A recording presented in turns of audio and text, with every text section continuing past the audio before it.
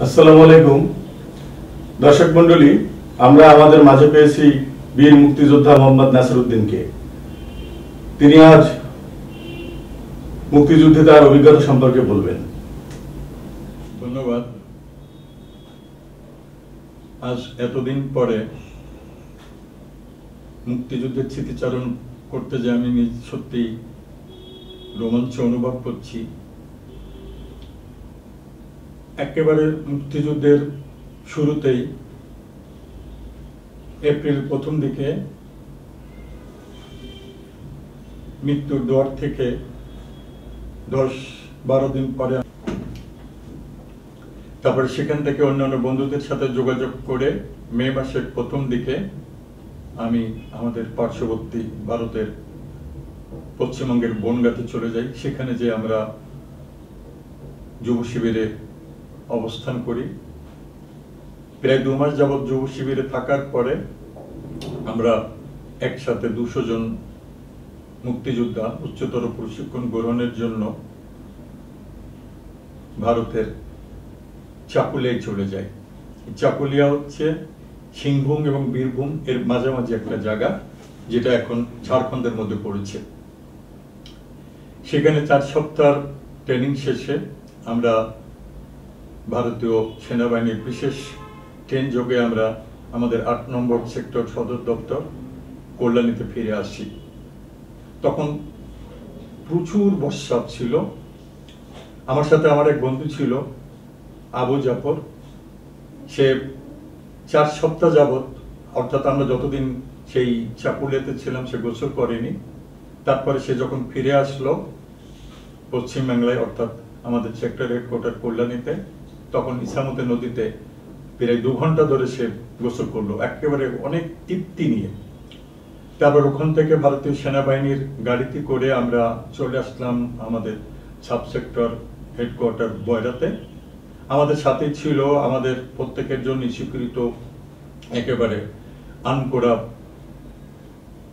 সমরাস্ত্র এবং গ্রেনেড, গোলাবারুদ সবকিছু ছিল প্রত্যেকের জন্য। এবং আমরা যখন সাব সেক্টরে আসলাম তখন আমাদেরকে বলা হলো যে তোমরা যার যার হাতিয়ার অ্যাসেম্বল করে নাও। ওখান থেকে আমাদেরকে এক এক গ্রুপে ছোট ছোট দল করা হলো, 8 জন করে, 8 জনের এক একটা দল করে আমাদেরকে বাংলাদেশের অভ্যন্তরে আমাদের অপারেশনাল এরিয়াতে পাঠানো হলো। এখানে একটা কথা বিশেষভাবে বলে রাখা ভালো, যখন আমরা প্রশিক্ষণ শেষ করে আসি কিংবা আমরা যখন উচ্চতর প্রশিক্ষণের জন্য যাই, তখন রাস্তার পাশে যে সমস্ত শরণার্থী শিবিরগুলো ছিল, তখন সেই শরণার্থী শিবিরের কঙ্কালসার আবলবৃদ্ধ বনিতা জয় বাংলা বলে আমাদেরকে যেভাবে উৎসাহিত করছিল, অনুপ্রাণিত করছিল, তাদের সেই অনুপ্রেরণার কাছে আমাদের জীবনটাকে নিতান্ত তুচ্ছ মনে হয়েছিল। এই জন্য যে আমরা যদি এদের কাছে এদের জন্য কিছু করতে পারি, এদেরকে যদি নিরাপদে দেশে ফিরিয়ে নিয়ে যাওয়ার মতো অবস্থা আমরা তৈরি করতে পারি, সেদিনই হবে আমাদের জীবনের সার্থকতা। তারপরে এসে আমরা আমাদের নিজের এলাকাতে আমরা যোগদান করি। সেখানে আগে থেকেই আমাদের থানার কমান্ডার, যুদ্ধকালীন কমান্ডার, তৎকালীন কমান্ডার জনাব আলমগীর কবির ছিলেন, তার দলের সাথে আমরা যোগ দিই। আমাদেরকে সেইভাবে নির্দেশ দেওয়া হয়েছিল। এবং পরবর্তীকালে আমরা আমাদের বেঞ্চ ক্যাম্প তৈরি করি কেরারখালী। ওখান থেকে আমরা জিগরগাছা থানার শিমুলিয়া, পাল্লা, দোসাতিনা, গদখালি, তারপরে চারাতলা, এরকম বিভিন্ন জায়গায় আমরা আমাদের অপারেশনাল কর্মকাণ্ড পরিচালনা করি। এখানে একটা কথা বলে রাখা ভালো যে আমাদের এই অপারেশনাল পিরিয়ডের মধ্যে সব থেকে উল্লেখযোগ্য যুদ্ধ যেটা ছিল সেটা হচ্ছে দোসাতিনের যুদ্ধ, যেখানে 6 জন খান সেনা নিহত হয় এবং এক পর্যায়ে তারা ওই দোসাতিনের ক্যাম্পটা ছেড়ে তারা পালিয়ে জিগরগাছায় চলে যায়। ওই সময় ওই ক্যাম্প থেকে পরবর্তী দিন সকালে আমরা প্রচুর পরিমাণে গোলা বারুদ, রসদ, এই সমস্তগুলো আমরা উদ্ধার করি এবং প্রচুর টেলিফোনের তারও ছিল। তারপরে 6 ডিসেম্বর একেবারে মানে ভোর রাত্রে, আমি তখন কোন এক ঘটনাক্রমে বনগাঁতে ছিলাম। আমাদের গ্রামের একজন বৃদ্ধ লোক, তাকে ইন্ডিয়ান আর্মি ধরে নিয়ে গিয়েছিল। তাকে ছাড়াবার জন্য আমি এবং আমার পার্শ্ববর্তী বাড়ির আমার পরম বন্ধু ডাক্তার নূর মোহাম্মদ, আমরা 2 জন মিলে বনগাঁতে গিয়েছিলাম। এখানে একটা মজার কথা এখনো আমার মনে পড়ে যে ঠিক 6 ডিসেম্বর যখন আমরা জামিন ওই তুফান মণ্ডল ছিল, তার জামিন বেল পিটিশনটা করে আমরা অপেক্ষা করছি, কিছু বাদাম নিয়ে খাচ্ছি। এমন সময় পাকিস্তান রেডিও থেকে বলছে যে हमारा फौज ने বনগাঁ কবজা করে ले लिया और बारासात में तुमुल लड़ाई चलता है। তখন আমি আমার বন্ধুকে উদ্দেশ্য করে বলছি, এই নূর মোহাম্মদ, এখন তো খুবই দুশ্চিন্তার ব্যাপার যে পাকিস্তান রেডিও থেকে বলছে যে তারা বনগাঁ দখল করে নিয়েছে এবং বারাসাতে প্রচন্ড যুদ্ধ চলছে, তাহলে এখন আমরা তো এই বনগাঁতেই আছি। তখন আমার হঠাৎ খেয়াল হলো যে যদি বনগাঁ দখল করে নেয় পাক বাহিনী, তাহলে তো মানুষের ভিতরে একটা চাঞ্চল্য দেখা যাবে, কিন্তু আসলে না, সবকিছু স্বাভাবিক চলছে। পরে দেখলাম যে ঠিক এর একটা বিপরীত ঘটনা ঘটে গেছে, অর্থাৎ তখন যশোর দুর্গের পতন হয়ে গেছে এবং পাক বাহিনী তল্পিতল্পা গুটিয়ে অনেকটা পালিয়ে তারা খুলনার শিরোমণিতে চলে গেছে এবং ওখানে কিন্তু ৯ নম্বর সেক্টরের সৈনিকদের সাথে এবং ভারতীয় বাহিনীর সাথে তাদের তুমুল লড়াই চলছে। যাই হোক, তারপরে আমরা ওই রাত্রিতে আমি যখন বাড়িতে ফিরলাম অনেক রাতে, তখন আমি শুনলাম যে আমাদের যে কৃষ্ণপুর যে আমাদের ক্যাম্পটা ছিল, ওই ক্যাম্পে সবাই চলে গেছে নাভারণ। আমি তার প্রতি সকালবেলা যথারীতি নাভারণ এসে আমার মূল দলের সাথে অংশগ্রহণ করলাম। ওখানে আমরা 2 সপ্তাহ মতো অবস্থান করলাম। করার পরে ওখান থেকে আমরা তখন গোটা যশোর এলাকা মুক্ত হয়ে গেছে, মানে 8 নম্বর সেক্টর বলা যেতে পারে যে পুরো 8 নম্বর সেক্টরে মুক্ত এলাকা ঘোষণা করা হয়েছে। এবং তখন জনস্রোত যশোর বেনাপুর রোড দিয়ে প্রচুর লোকজন, বিশেষ করে যারা ওপারে ছিল শরণার্থী, তারাও যেরকম ফিরে আসছে, তেমনি অনেক ভারতীয় তারাও আসতেছে যে আসলে কি সত্য যে যশোর মুক্ত হয়ে গেছে, কারণ তাদের অনেকের পিতৃভূমি এই যশোর এলাকাতে ছিল। সেই সুযোগে তারা নিজের পিতৃভূমিও একটু এক নজর দেখার যে একটা বাসনা, সেই বাসনা চরিতার্থ করবার জন্য তারা দলে দলে আসছিল।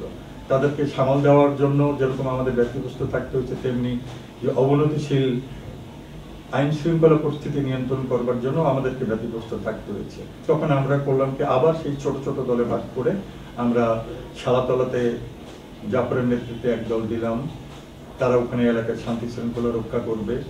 তারপরে মন্টু মাস্টারের নেতৃত্বে এক দলকে আমরা পাঠালাম সারসাতে, আরেক দল আমরা তোয়েব এর নেতৃত্বে আমরা পাঠালাম কাইবাতে। এরকম আমরা বিভিন্ন ছোট ছোট দলে ভাগ করে তাদেরকে আমরা নির্দিষ্ট এলাকা, অর্থাৎ এখনো যেটাকে আমরা ইউনিয়ন বলি, সেরকম ইউনিয়নে আমরা তাদেরকে সেখানে ভাগ করে দিলাম, যাতে কোনো রকম জনগণ নিরস্ত সাধারণ লোকের উপরে কোনো অত্যাচার করতে না পারে এবং মুক্তিযুদ্ধকালীন যে সমস্ত ঘটনা ঘটেছে তার কোনো প্রতিশোধ যেন তারা নিতে না পারে, অর্থাৎ নিজের হাতে যেন তারা আইন তুলে নিতে পারে।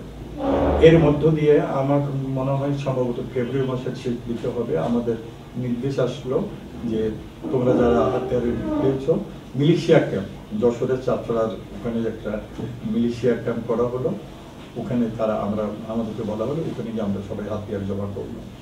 তাই হাতিয়ার জমা করার সময় আমরা কিভাবে যাব, তো নাভারণ বাজারে একজন প্রসিদ্ধ ব্যবসায়ী লতিফ মিয়া, ওনার অনেকগুলো ট্রাক ছিল, আমরা একটা ট্রাক ওনার কাছ থেকে বলে সেই খোলা ট্র্যাকে করে আমরা খুব আনন্দ করতে করতে নাভারণ স্কুলের মাঠে আমরা অনেকগুলো ফাঁকা ফায়ার করে আমরা আমাদের আনুষ্ঠানিক ক্যাম্পের আনুষ্ঠানিক সমাপ্তি ঘোষণা করলাম যে আজ থেকে এই ক্যাম্প বন্ধ হয়ে গেল এবং আমরা সবাই ওখান থেকে চাপড়া মিলিশিয়া ক্যাম্পে চলে গেলাম। গিয়ে আমাদের যার যার হাতিয়ার ছিল ওখান থেকে আমরা হাতিয়ার জমা দিলাম। হাতিয়ার জমা দেওয়ার পরে আমাদেরকে একটা সার্টিফিকেট ইস্যু করা হলো, যেটা স্বাধীনতা যুদ্ধের সর্বাধিনায়ক ছিলেন জেনারেল মোহাম্মদ আতল গনি উসমানী, ওনার স্বাক্ষরিত, এবং ক্যাম্প ইনচার্জ ছিলেন তপন দাস, ওনার স্বাক্ষরিত একটা সার্টিফিকেট দেওয়া হলো। সেই সার্টিফিকেট নিয়ে আমরা ওখানে 10-15 দিন কিংবা 1 মাস হতে পারে, তারপরে আমরা আমাদের যার যার এলাকায় ফিরে আসলাম, অর্থাৎ যার যার বাড়িতে চলে আসলাম এবং যে পেশায় ছিল সেই পেশায় ফিরে গেল।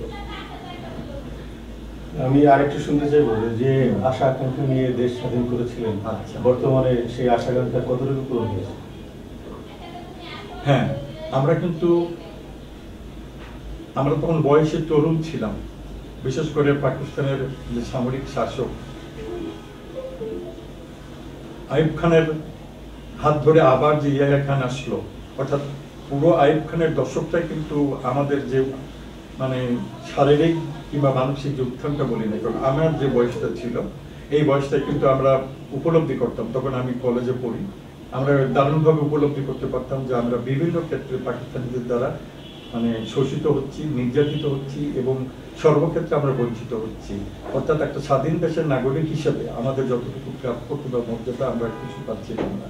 তো সেই জন্য আমরা ভবিষ্যতে কি পাবো সেটা বড় কথা না, আমরা এই নির্যাতন থেকে যাতে রেহাই পাই কিংবা আমাদের এই বঞ্চনা যাতে আমাদের পরবর্তী বংশধরদেরকে ভোগ করতে না হয়, এটাই ছিল আমাদের মূল প্রতিপাদ্য, এটাই ছিল আমাদের স্বাধীনতা যুদ্ধে অংশগ্রহণের প্রেরণা।